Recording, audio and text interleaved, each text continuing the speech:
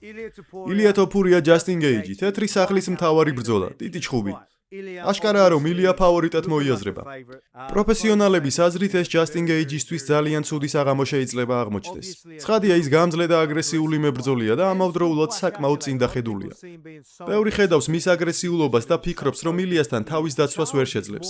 ჩარლზი ჯასტინ გეიჯზე აგრესიულია. ჩარლზი როცა ბრძოლაში ერთვება, ის უბრალოდ მუშტებს იქნებს. თავს დიდად არ იცავს, ზეწოლას ახდენს და ზოგადად სუფთა შეტევისთვისაა მზად. ჯასტინ გეიჯი ძალიან აგრესიულად უტევს, თუმცა მაინც ცდილობს თავდაცვითი პოზიცია შეინარჩუნოს. ის ჩაიკეტება, ხანდახან დაინახავთ, როგორ იცავს თავს ზუსტად აიასე. ფიქრობ, რომ ეს მისთვის დიდი პრობლემა იქნება. მაგრამ ილია თავად შეგიქმნის დიდ პრობლემას. თუ ზეწოლას შეეცდები და ნიკაბს ღიად დაუტოვებ, რადგან მაშინვე კონტრშეტევაზე გადმოვა და მალევე დაგაძინებს.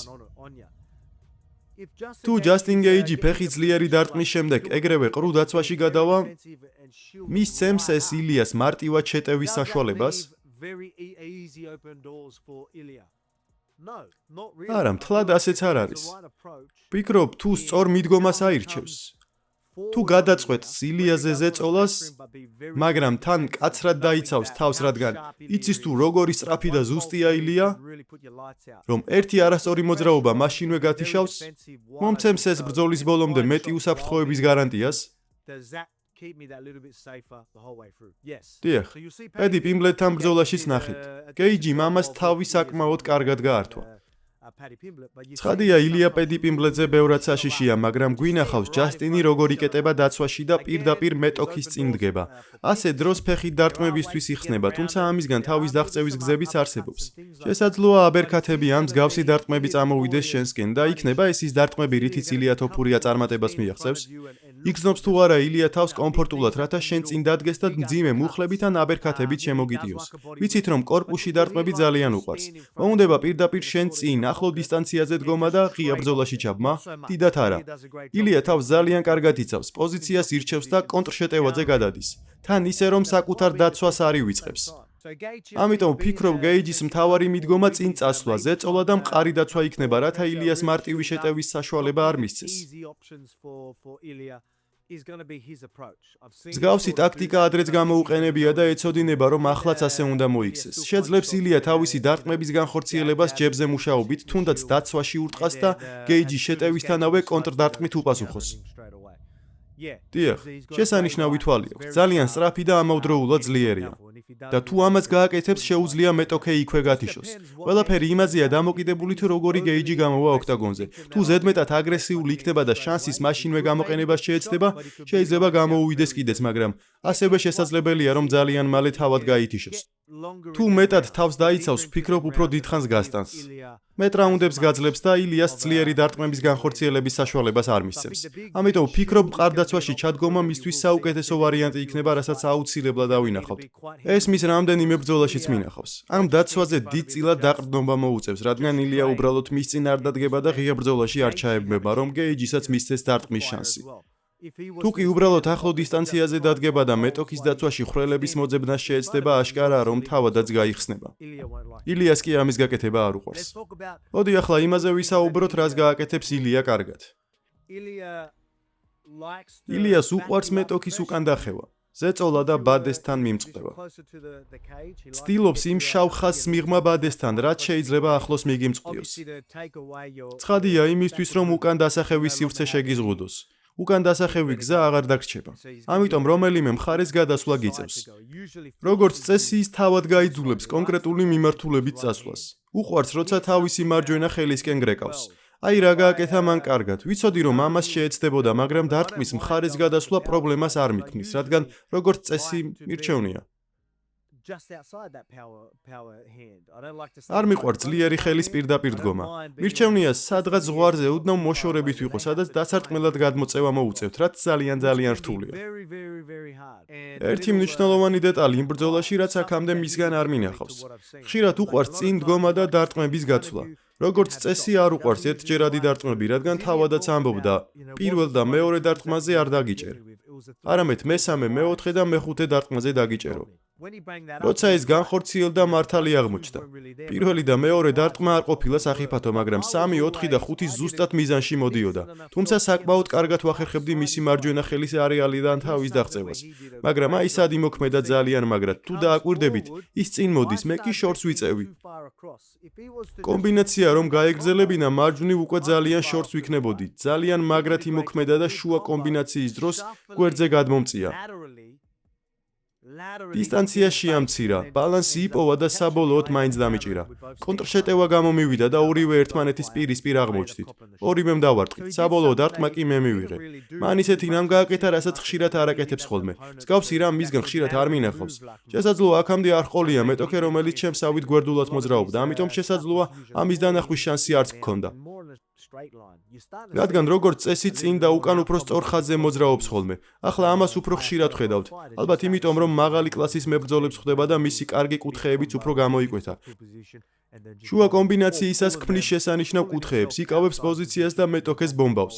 ან დისტანციას ზრდის პოზიციიდან გამოდის და ისე უტევს. ახლა კიდევ ერთ მაგალითს მოგიყვანთ. ჩემ შემთხვევაშიც კვლავ ძალიან მაგრად იმოქმედა. მომიახლოვდა წრეზე დავიწყე მოძრაობა, ისევ ჩემსკენ გადმოეწყო ბადესთან მიმწყდია, სადაც ვგრძნობდი, რომ კონტრდარტყმა უნდა გამეკეთებინა და მერე ორივემ დავარტყით. ეს ისეთი რამ იყო, რაც მისგან აქამდე არ მენახა. ძალიან მაგრად იმოქმედა და დროულად გადაეწყო, რადგან ბრძოლის დასაწყისში მისი პირველი რამდენიმე კომბინაცია საერთოდ არ იყო ეფექტური.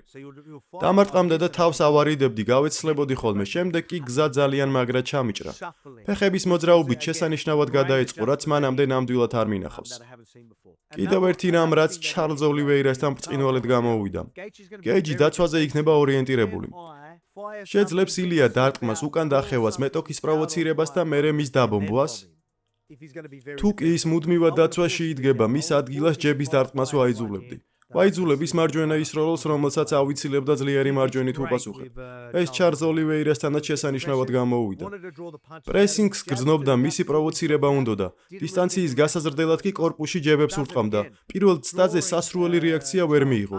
იგივეს იმეორებს და ჩარლზს იტყუებს. იმ ჯების შემდეგ სურდა მის წინ დამდგარიყო, ამიტომ დასარტყმელ დისტანციაზე შესაძლოა ოდნავ შეხტომა მოუწია.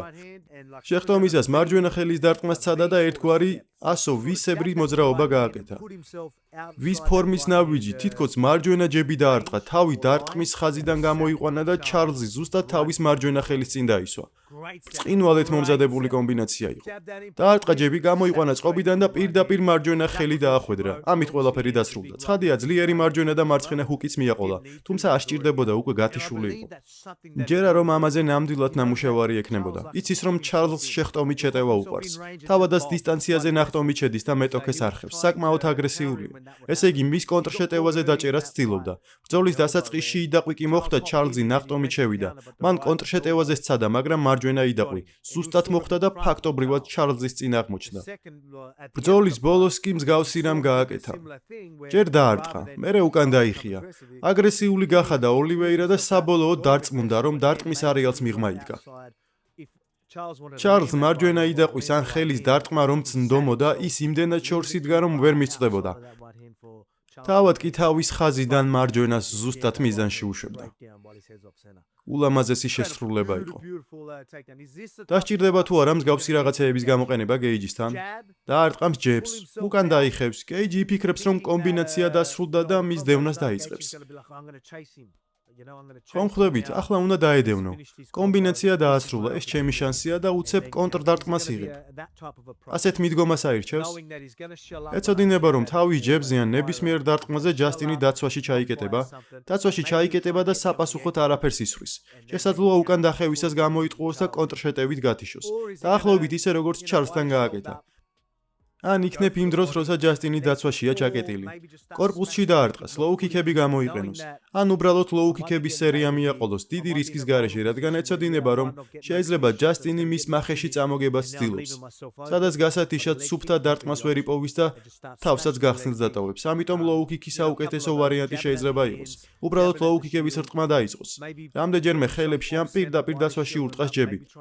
შესაძლოა მეტოქის დაცვაში ყოფნისას ხაზიდან გავიდეს და სცადოს დაცვაში ხვრელების პოვნა, იქიდან საიდანაც გეიჯი კონტრშეტევას ვერ მოახერხებს.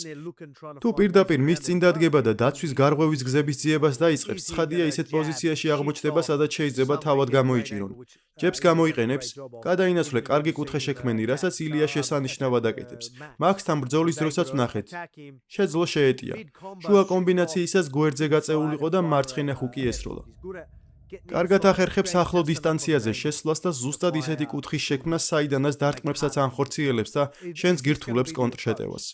იქნება ეს მისი მიდგომა, საკუთარ თავს უკეთესი კუთხეების შეუქმნას დასარტყმელად, ისე რომ საფრთხეში არ ჩაიგდოს თავი და შანსები არ მისცეს. ფიქრობ, ეს კარგი მიდგომა იქნება. ექნება თუ არა ილიას ბრძოლის დასრულების მარტივი გზები?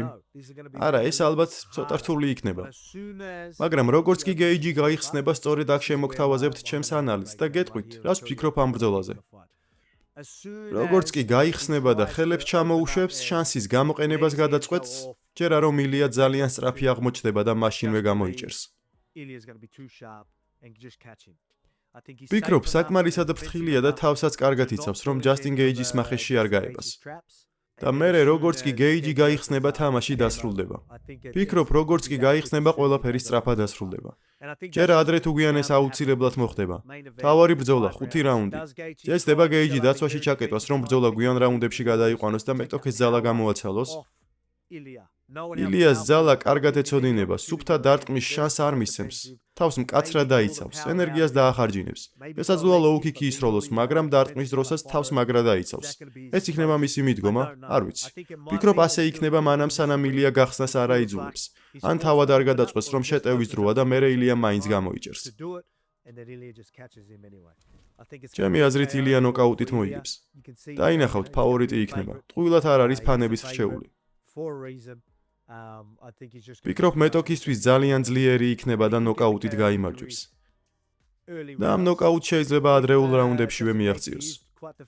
თუ ჯასტინ გეიჯი თავს კარგად დაიცავს, შესაძლოა ბრძოლა მეორე ან მესამე რაუნდშიც გადავიდეს, მაგრამ როგორც კი გეიჯი გაიხსნება, ყველაფერი დასრულდება. ამის ნამდვილად მჯერა. თუმცა ვფიქრობ, ჯასტინ გეიჯიმ დაამტკიცა, რომ დაცვაში დგომა შეუძლია და ალბათ ილიას საქმეს ისე არ გაუმარტივებს, როგორც ხალხს გონია. ისეთი აგრესიული არ არის, როგორც ხალხი ფიქრობს. მხოლოდ მაშინ არის, როცა დარტყმას ირჩევს, სხვა მხრივ კი თავს კარგად იცავს. მანამდე კი ფრთხილობს. ილიასთან ეცოდინება, რომ თავი უნდა დაიცვას. ამიტომ ვფიქრობ, ხშირად ვნახავთ ჩაკეტილ დაცვაში, შესაძლოა მაინც სცადოს ზეწოლა და ისეთ პოზიციაში შესვლა, საიდანაც ილიას დარტყმა შეუძლია, მაგრამ თავს იმდენად მაგრად დაიცავს, რომ სუფთა დარტყმის შანსს არ მისცემს. გამოაცლის ეს ილიას ენერგიას, ვნახოთ. მაგრამ ჩემი ფავორიტი ილია, ნოკაუტი პირველ, ორ მაქსიმუმ მესამე რაუნდში. ეს არის ჩემი პროგნოზი თეთრი სახლის მთავარ ბრძოლაზე.